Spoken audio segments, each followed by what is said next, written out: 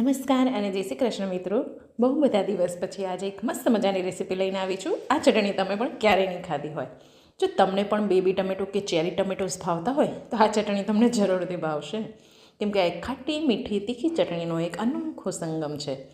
આના માટે આપણે લઈ લીધા છે ચેરી ટમેટોસ, થોડું લસણ પણ સુધારી લીધું છે, લીલા મરચાં લીધા છે, ફુદીનો લીધો છે, લીલો લીમડો લઈ લીધો છે અને ગામડાના લીલા ધાણા એટલે કે કોથમીર પણ લઈ લીધી છે અને આદુનો ટુકડો પણ લઈ લીધો છે.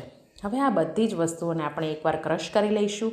એમાં થોડો દેશી ગોળ એડ કરીશું, મીઠું સ્વાદ પ્રમાણે એડ કરીશું અને સંચળ પાવડર એડ કરીશું. તો તૈયાર છે આપણી ઝટપટ ફટાફટ બનતી 2 મિનિટવાળી ચટણી. જો એક જ દિવસ માટે ખાવી હોય તો ચટણીને તમે આમ જ ખાઈ શકો છો. જો તમારે એને સ્ટોર કરવી હોય ફ્રીજમાં તો એને આપણે સારી રીતે વઘાર કરી લઈશું તેલની અંદર.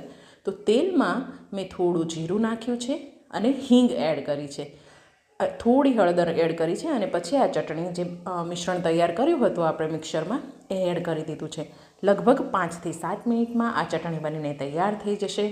તો તૈયાર છે આપણી લાલ ટમેટાની ખાટી મીઠી અને તીખી ચટણી. તમે પણ આને રોટલી, ભાખરી, રોટલો કે પછી પરાઠા સાથે ખાઈ શકો છો. અને હા, એકવાર આ રેસીપી તમારા ઘરે જરૂરથી ટ્રાય કરજો અને કમેન્ટ કરજો કે આ રેસીપી કેવી લાગી. અને હા, તમારા ફ્રેન્ડ્સ એન્ડ ફેમિલી સાથે શેર કરવાનું ભૂલતા નહીં. ફરી મળીએ નવા વિડીયો સાથે. ત્યાં સુધી આવજો.